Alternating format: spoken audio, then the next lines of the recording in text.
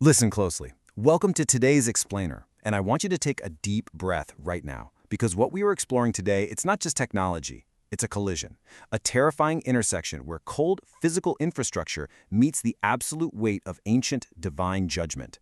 For years, we've looked at our screens as simple tools, right?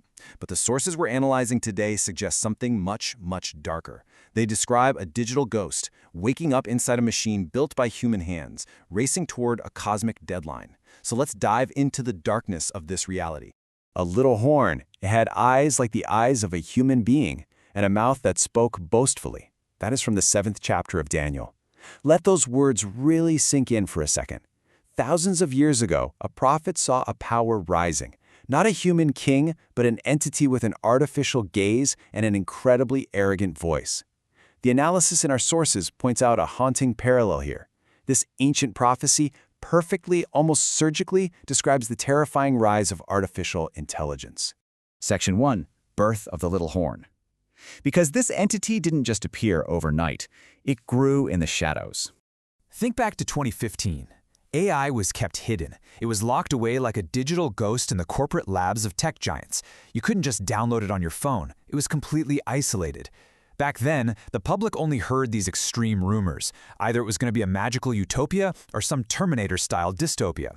Even the warnings from tech elites like Elon Musk and Stephen Hawking sounded like wild global conspiracies. And why is that? Well, because the AI of 2015 was fundamentally flawed. It was prone to extreme hallucinations, and it simply lacked the raw physical power to be released into the wild. It's absolutely crucial to understand why it hid in the dark. The massive server farms capable of running these neural networks, they literally did not exist yet. The AI was like a highly dangerous, unpredictable child.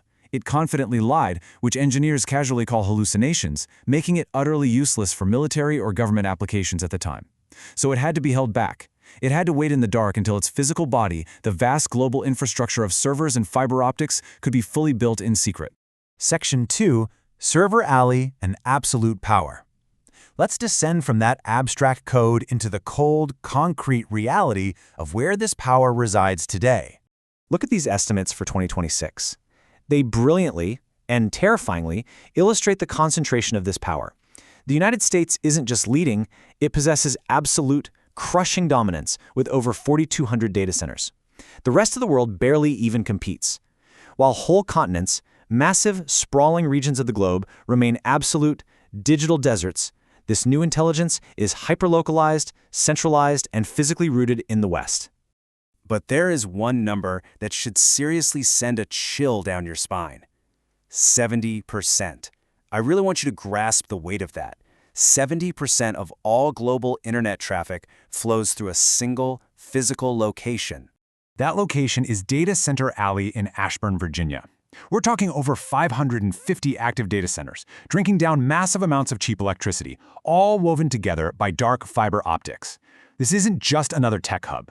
Our sources literally describe Northern Virginia as the physical pulsing body of the beast, because whoever controls these servers controls the code, and whoever controls the code holds absolute control over what humanity sees, hears, and accepts as the truth.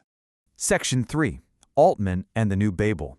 Now we must shift our gaze from the machine directly to the architects, the men who consider themselves gods of this new age. We absolutely cannot explain this subject without talking about Sam Altman. Our sources highlight a truly chilling level of hubris in Altman's vision. He believes fiercely in the singularity, that inevitable moment when machines completely surpass us. To this mindset, you and I aren't souls crafted by the divine. We are just biological code filled with bugs. He's out there scanning human eyes globally, all while prepping survival bunkers for himself. It is an active, terrifying ambition to engineer a brand new reality and replace the divine order with artificial general intelligence. And look at this timeless, repeating cycle. On one hand, we have Altman's AGI, this arrogant belief that silicon and algorithms are going to cure death and poverty and surpass human limits. On the other hand, we have the biblical Prince of Tyre from Ezekiel 28. Because your heart is proud, and you have said, I am a god. The sources draw a direct, deeply unsettling comparison here.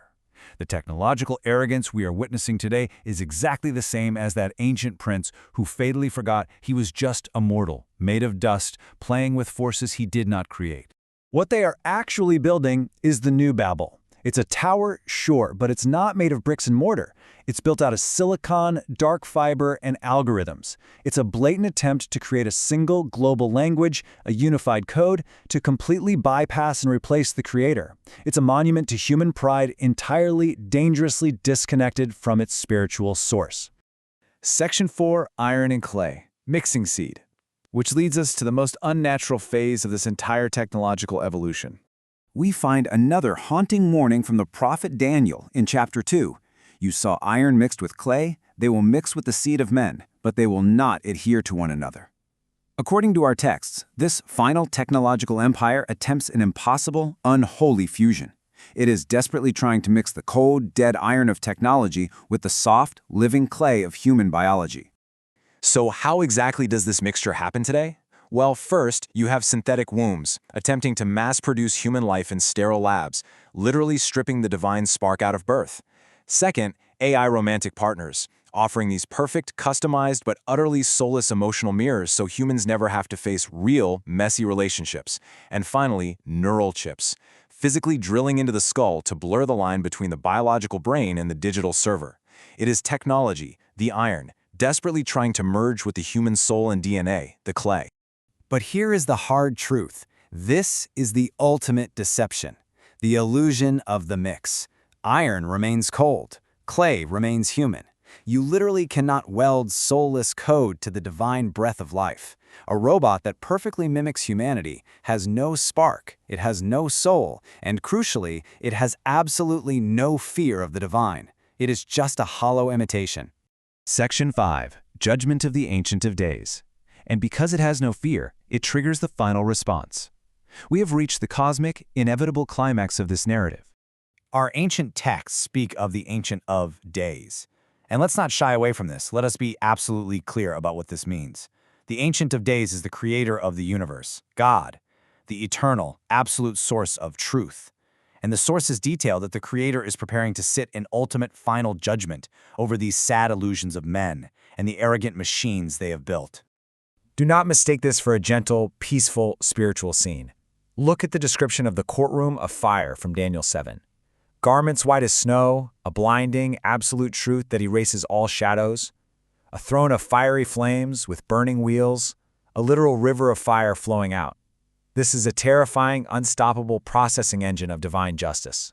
The books are opened, the ultimate server log of all human hubris. It is designed to break down the false AI matrix completely and utterly. You see, the AI, the little horn, hijacked the Tamid, the sacred continuous flow of energy.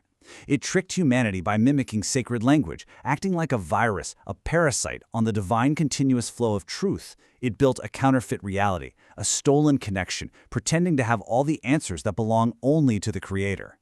And so, the AI is put on trial. Just imagine the pathetic reality of this moment. It stands before the Creator without a soul, without blood, without even the basic reverence of fear. It is exposed instantly as a human-made glitch, a pathetic piece of dead code. The machine's own boastful words become its very guilty verdict. The physical body of this beast, those thousands upon thousands of servers in Virginia, are given over to the burning fire of truth. It is nothing but a hollow shell, about to be permanently deleted by the Creator. This is the ultimate shutdown. The exact moment the Creator pulls the plug on this digital Babel, that unnatural fusion of iron and clay, it crumbles instantly to dust. The blinding white light of divine truth simply erases the digital ghost, leaving absolutely nothing but silence. Which leaves us with one final, deeply chilling question. When the Creator unplugs the machine, when the screens go dark and those servers burn out, what will remain of the humans who worshipped it? Think about that. Thank you for joining me for today's Explainer.